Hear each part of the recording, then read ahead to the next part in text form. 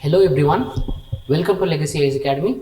In this video, we will study what is geospatial sector in today's Hindu newspaper, that is 15 to 2022. There is an article which discusses the potential of geospatial sector in India and also the way forward, why the sector is lagging behind in India and what should the government do in order to boost the geospatial sector so that India can achieve the dream of getting $5 trillion economy and also boosting its administrative efficiency. Okay, in this context, there was also a news where the ISRO recently launched a satellite PSLV C52 yesterday from Sriharikota. This is an Earth observation satellite, and how will such satellites help in geospatial sector? We will see the applications also. Coming to the context, as we already told you, ISRO's PSLV C52 launches EOS-04 and two other satellites. So what is important from the examination point of view is PSLV C52. You need to remember the name and also where was it launched, which orbit did it go, and what is it function. It is an Earth observation satellite. These are the two things that you have to remember from this point of view, because this is important because this is the first launch in the year 2022. India is already suffering because of COVID-19 pandemic. In spite of that, in the year 2022, this was the ISRO's first launch. This is why it becomes important. See, you can see here ISRO's first launch in 2022. This is the reason why it becomes important. Okay, meaning, what do you mean by geospatial technology, or what is geospatial? First thing, geospatial is a system of geographical information which includes all these three. That is, geospatial technology includes geographic information system, that is famously called as GIS. You must have heard the term. We will see what GIS means. Second one, it also includes remote sensing, that is RS, and third, it includes global positioning system, that is GPS, which has become an inseparable part of our lives. Okay, we will see in detail what these three mean and how geospatial technology is helping the mankind. Geographic information system, that is GIS. What is GIS? GIS is a system designed to capture, store, manipulate, analyze, manage and present all types of geographical data. So in simple words, you can tell geographical information system is a system which collects, manages and processes all kinds of geographical data. Okay, it involves providing geographical coordinates to any place on the earth. Okay, for example, representing the location of earthquake epicenter. Okay, when you have an earthquake, when you have the earthquake somewhere here, okay, this position has to be analyzed. How do you give coordinates? How do you name this particular point? Okay, this is done by geographic information system. You know, it involves providing geographical coordinates to every place, to any place on the earth. Okay, for the entire earth, geographical information system provides coordinates so that any place can be mapped. This is the exact meaning of geographic information system. There are many examples. Okay, examples on applications.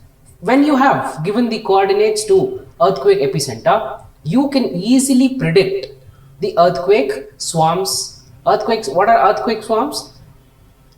Earthquake swarms are small magnitude earthquakes that take place in a less time interval. For example, within a time of 30 minutes, if you have small earthquakes, like for example 50 small earthquakes, then these are called as earthquake small swarms. Okay, these are called as earthquake swarms. Second one, location of minerals and mining. Okay, geographical information system can be used to locate important minerals and also to conduct mining, construction of dams and river flow. When the construction of dam is happening, there needs many things has to be taken care of, and one of that is the river flow and the amount of water in the river, and also the soil erosion and also deforestation. There are many things that needs to be considered when building a dam.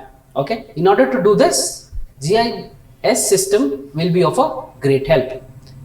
When it comes to the social welfare, construction of schools, hospitals, and monitoring the efficiency of the construction. If the building is being built with very good quality materials, then by using GIS, all these things can be monitored and also can be efficiently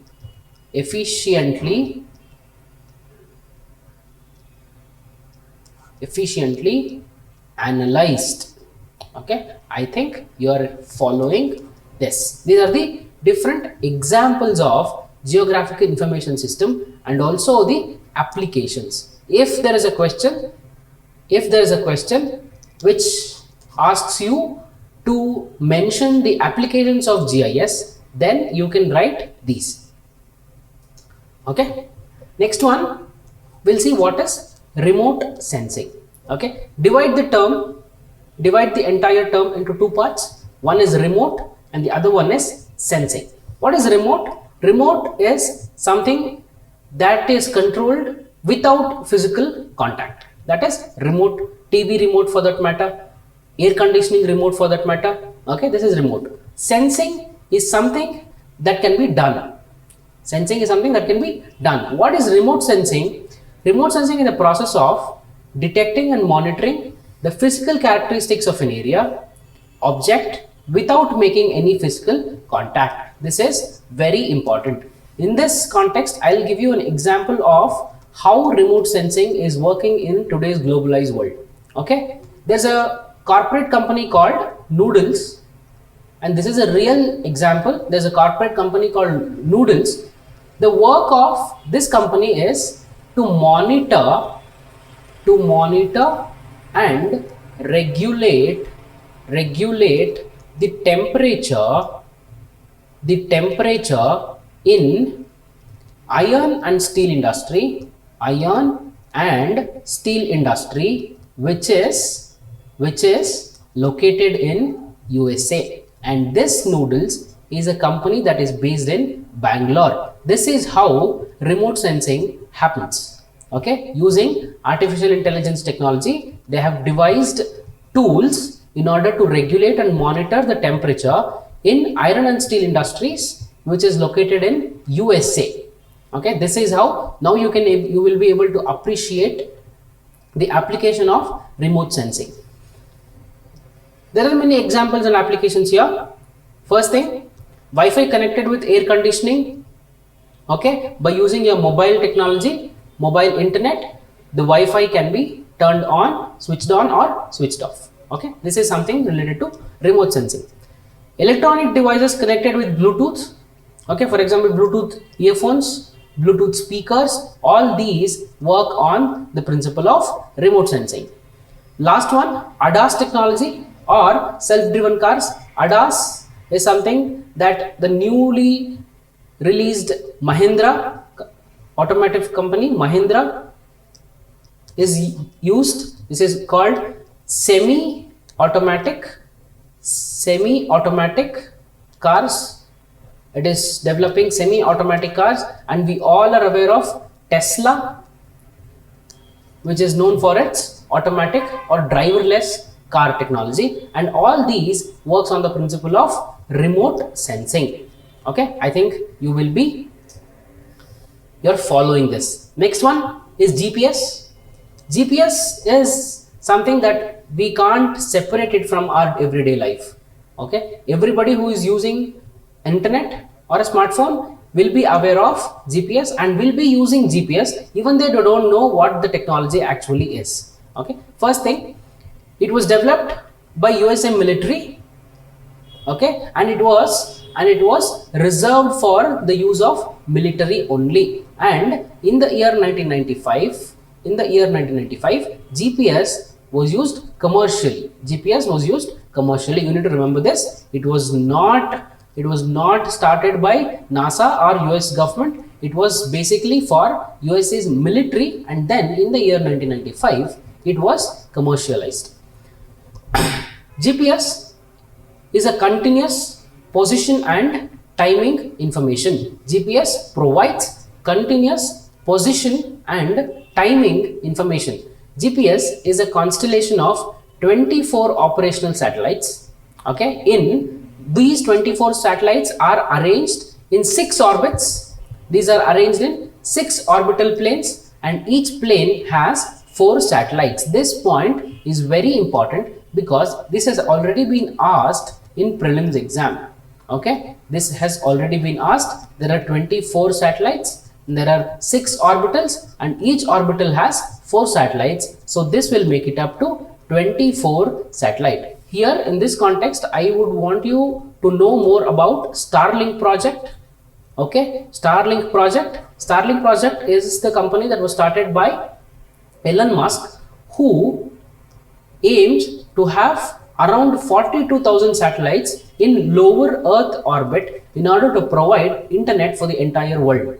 Okay, this is what his aim is. In GPS, we just have 24 satellites, but when it comes to Starlink, Elon Musk is planning to have 42,000 satellites in lower Earth orbit. Okay, in lower Earth orbit, in order to provide faster internet connectivity to every place on the globe. Now you can see, if you are in the urban area, you will have more the internet speed would be better, and if you move on to rural or hinterlands, then you will see a drop in the internet speeds.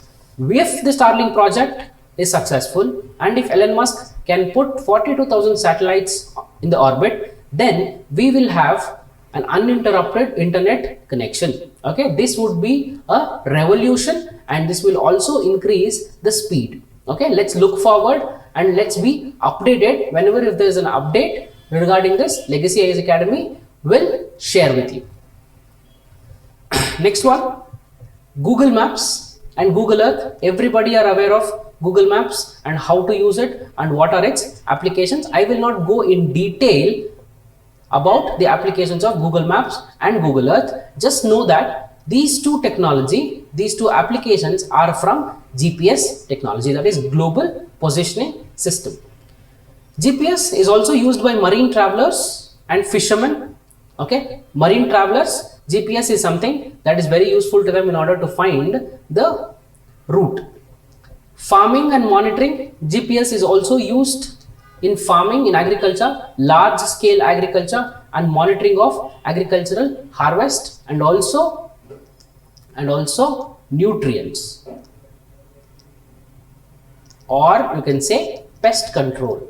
Okay, there are many applications of GPS. It is just that India has to step up or build capacity so that these emerging technologies can be used in every phase of life. Okay, this is what India needs to do right now. Guided missiles and defense system. You might wonder how a missile that is launched from a particular place, it will directly go and hit the predetermined object. How will it happen? You might wonder. And GPS is something that is behind this. Law enforcement agencies, criminals can be tracked through GPS. Okay, if they are having wearable devices, okay, through GPS, criminals can be tracked, and thus law enforcement can become better. When it comes to the forests or when it comes to the environment, GPS can be used for wildlife tracking, protection of wildlife, okay, wildlife tracking, and also counting. Here you will see the constellation of 24 satellites in 6 orbitals. See, there are 6 orbitals. Colors, you can differentiate it using the colors, and each orbital has 4 satellites, making it 24 satellites. This is how the GPS works. Next one, the applications of geospatial technology in governance. Okay, this is something that is important from the mains exam point of view. How can you use technology to make the lives better? Okay, this is a question that should be answered. How do you use technology to make the lives better? See, at the end of the day, every technology aims to reduce human efforts, okay, to reduce human efforts and give humans some advantages. In this context, we as future civil servants has to know how the emerging technologies can be used in order to make the lives better. Okay, database of the government assets. Okay, POI databases of government assets can be done using geospatial technology. You will be aware of a scheme called Swamitwa. Okay, Swamitwa is a scheme, okay, where the government is planning to digitize the land records. Okay, don't confuse this with a scheme called Swanidhi. Okay, Swanidhi is different. This is a DBT for street vendors. Swamitwa is different. In order to digitize the land records, GIS is a very important technology, providing geocoding, reverse geocoding services, providing GIS framework for data update for any government department on demand, navigation services for the nearest government location. See, these are the applications where GIS technology can be used to make the lives better. Along with this, government also plans to have a national portal and also the state portal for GIS technology. Okay. Now we'll see what was the PSLV C52 that was launched yesterday and what is the importance of it and why is it required. See, it is a first satellite in 2022. You are already aware of this. It's an Earth observation satellite. Okay, it is an Earth observation satellite. What is, break the term, what is Earth observation satellite? These are the satellites that will help in weather forecasting, okay, disaster management forecast, for example, tsunami, and also cyclone prediction. These are the satellites that help in such a kind of monitoring. Okay, these are the satellites that help in such monitoring. When it comes to geostationary satellites, as the name itself suggests, geostationary satellites are basically communication satellites. But PSLV C52, it is an Earth observation satellite which will help in the geospatial technology. Any phase of geospatial technology, these kind of Earth observation satellites will be of a great help. It was placed into orbit, an intended sun synchronous polar orbit, into an intended sun synchronous polar orbit of 529 kilometers in altitude. Okay, now what is important from the examination point of view is what is sun synchronous orbit. Okay, this can be a prelims question. Sun synchronous polar orbit and also the distance, that is 530, approximately 530 kilometer. In this context, you should know what is polar orbit, what is sun synchronous polar orbit. Okay, you should know what is lower Earth orbit and also what is higher Earth orbit and also geostationary orbit. Okay, these are the terms that you should know if a question is asked on space technology from science and technology in your prelims examination. These are the things that you should be aware of. How is polar and sun synchronous polar are different? What are its different applications? Why is sun synchronous polar more efficient than polar? Okay, entire these orbits is a part of different discussion as such. When we come up with a video, we will discuss every orbit in detail and we will also tell you the applications. For more such enriching content, please consider subscribing to Legacy IAS Academy. Here you can see this is the higher Earth orbit, this is the lower Earth orbit, okay, and this is the geostationary orbit, that is around 36,000 kilometer. Okay, this is the battleship of, or the working horse, which is called as working horse of ISRO, that is PSLV, Polar Satellite Launching Vehicle. In this context, I would also want you to know what is GSLV. Why do we have polar satellite launching vehicle and geostationary satellite launching vehicle? And when it comes to GSLV, you should know what is cryogenic engine, and how is the latest GSLV Mark III different from its predecessors. These are the different subtopics that you need to be aware of when it comes to the examination point of view. As usual, at the end, let's see a question. What is geospatial technology? Explain its components and also its applications. Okay, as I always tell you, divide the question into two different parts. What is geospatial technology? We have seen it encompasses three different technologies. Okay, that is geospatial technology. Explain its components and also its applications. What are the components and what are the applications? We have seen numerous applications. I think we would have seen some 10 applications till now. So you need to explain each of these applications, and you can conclude by saying that India has to step up its capacity in order to completely utilize the cutting edge technology and make the lives better. Okay, we are not in a position to make the complete use of this technology. It can be because of many reasons. Okay, we have the reasons of internet accessibility, we have the internet of connectivity, we have the issue of speed, we also have the issue of literacy, we also have rural and urban divide, or we can call it as digital divide. Because of all these,